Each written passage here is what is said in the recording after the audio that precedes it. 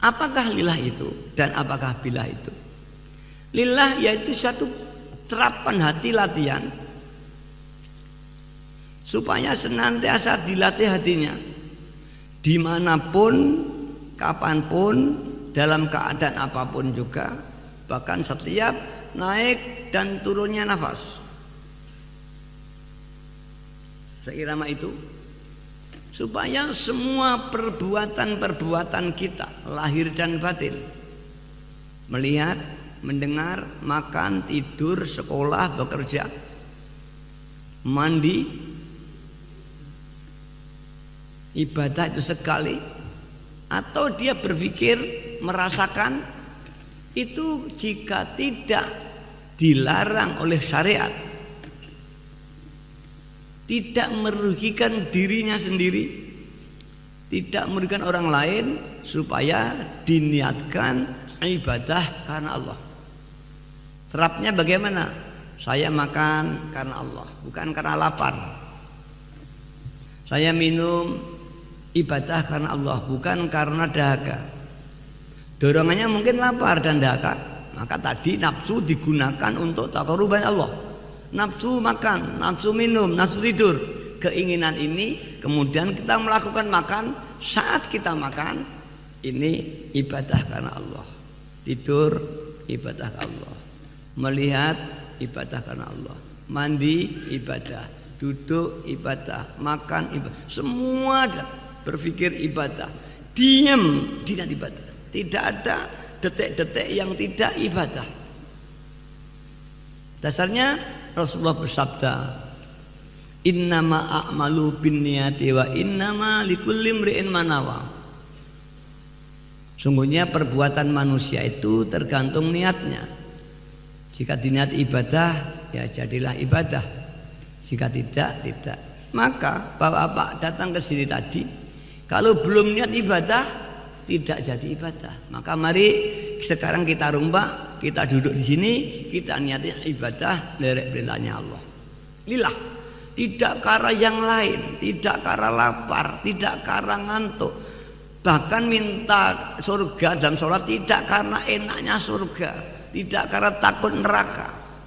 Kami minta selamat dari neraka, minta di surga, bukan karena enaknya, tapi karena diperintah oleh Allah Subhanahu.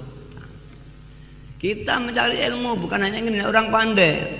Kita bekerja bukan hanya karena ingin dapat uang, tapi karena perintahnya Allah.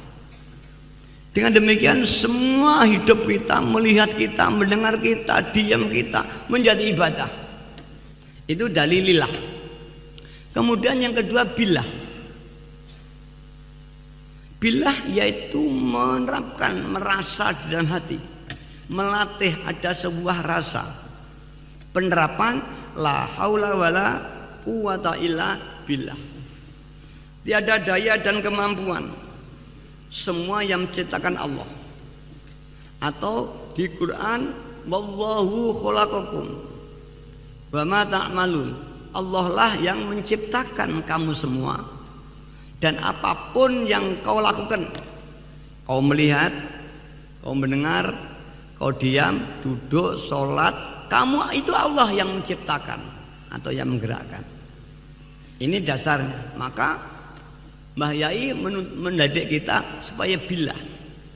Bagaimana aplikasinya, terapnya? Yaitu kalau kita melihat, ada yang merasa ini Allah yang melihatkan. Saya menarik nafas, Allah yang menggerakkan. Saya berpikir, Allah yang menggerakkan pikiran saya. Kita sholat, Allah yang menggerakkan, bukan saya yang sholat. Kita bekerja, Allah. Bahkan beliau Sunan Kalijaga menggambarkan seperti wayang kulit dengan dalangnya. Itu penggambaran hubungan, ya, cara kerja makhluk dan Tuhannya. Ini billah.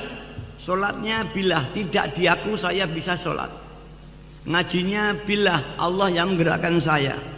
Tidurnya begitu, zikirnya semua tidak diaku, sehingga tidak ada aku. Tidak ada aku. Aku ini nafsu. Yang punya aku hanya Allah Subhanahu wa ta'ala. Maka ada ulama, ya, yang masyhur ulama arifin makin banyak amalnya, makin banyak dosanya. Bahkan dalam arti istighfar, dalam istighfar harus istighfar lagi. Karena istighfar itu aku bisa melakukan istighfar. Padahal istighfar itu sendiri Allah yang menggerakkan. Itulah lembutnya babul iman. Untuk menuju Allah SWT di zaman akhir, satu, istighfar.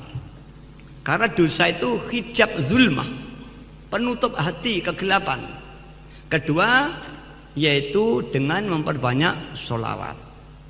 Mengapa sholawat? Kalau yang lain kok nggak bisa? Bedanya sholawat, yaitu sholawat itu mursyidnya Rasulullah Sallallahu Alaihi Wasallam sendiri. Kalau yang lain tidak. Maka dikatakan tadi, man sholla alayya fil qabri sami'tu. Barang siapa membaca sholawat di dekat kuburku, sami'tu, aku mendengar. Barang siapa membaca jarak jauh, aku datang.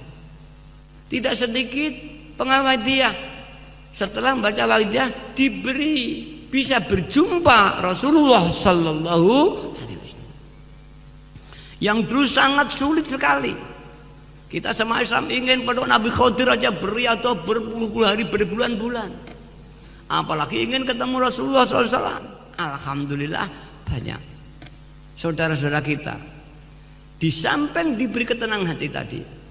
Mereka-mereka yang diberi, yang ada kepentingan dengan menangis ya Sayyid ya Rasulullah, banyak yang diijabai. Apa itu kesulitan rumah tangga, kesulitan ekonomi, ya, kesulitan anak, pesan pekerjaan, alhamdulillah. Para bapak, para ibu yang hormati, bimbingan ini lillah dan billah, ini syahadat yang pertama. Adapun syahadat yang kedua, yaitu kita setiap langkah kita yang baik yang tidak dilarang hendaknya diniatkan makmum sunnah Rasulullah SAW. Kita sholat di sabang lillah karena makmum Rasul. Kita makan, kita minum, kita tidur, apapun itu sunnah Rasul. Para bapak, para ibu yang hormati, inilah ajaran dalam perjuangan walidiyah untuk melatih. Kalau ini dilatih, lillah dan billah ini, dengan awek hidayahnya Allah, ada nur ilahiyah, maka ini nanti orang itu secara direct melihat sesuatu Allah, melihat Allah yang menciptakan, melihat Allah. Maka ini sudah rasa, bukan ikhtiar. Kalau ikhtiar dituntun oleh akal. Wah, Allah. Ini namanya hati dituntun oleh akalnya. Nah, itu Allah ciptakan. Allah. Kalau sudah direct, tidak dituntun oleh akal pikiran, spontan. Seperti lidah saya ini meminum ini. Ini tidak dituntun oleh akalnya. Lidah itu secara direct merasakan hati kita, hati yang hidup, karena ada nur ilahiyah yang masuk di hati. Spontan mata hati melihat tanpa dituntun oleh akalnya. Hati manusia ditutup oleh nafsu tadi, anir rodail, nafsu. Maka kita tidak bisa melihat ketuhanan itu sendiri. Hanya akal kita yang mampu melihat. Dengan kita ngaji kul wallahu ahad, wujud qidam baqa dan sebagainya, akal kita melihat, tapi hati kita tidak bisa melihat. Akal kita tidak bisa, mata kita bisa melihat. Begitulah mata hati. Jika sudah hati bersih, nur ilahiyah, nur ketuhanan, nur wujudiyah, nur zatiyahnya Allah, maka orang ini otomatis zauk zatiyah. Zikir ada zikir af'aliyah, zikir sifatiyah, sampai zikir zatiyah. Billah juga begitu, billah sifatiyah, billah zatiyah, sampai billah zatiyah. Jika orang itu telah zikir zatiyah, dia fana, dirinya tidak ada, yang ada Allah. Walau orang ini bodoh, orang meminum gula manis tidak perlu orang itu sekolah tinggi. Orang merasakan pahit manis tidak harus orang itu dokter. Begitulah orang iman kepada Allah, jika Allah sudah menyinari, tidak harus dia orang yang alim. Karena ini iman rasa. Begitupun juga ya, minum, walaupun dia orang pandai dokter sekalipun, kalau lidahnya tidak ketetesan manis, ya tidak bisa merasa manis. Walaupun alim segitu apapun juga, kalau tidak ada nur ilahiyah, ya tetap tidak bisa merasakan ketuhanan. Maka di dalam baca sholawat ini harus lillah dan billah, lir rasul bir rasul, merasa membutuhkan pertolongan Allah. Barang siapa berdoa tidak ada rasa butuh, tidak ada rasa ketergantungan kepada Allah dan Rasul, rodda, tertolak doanya. Mari sekarang kita terapkan. Kita menangis kepada Allah.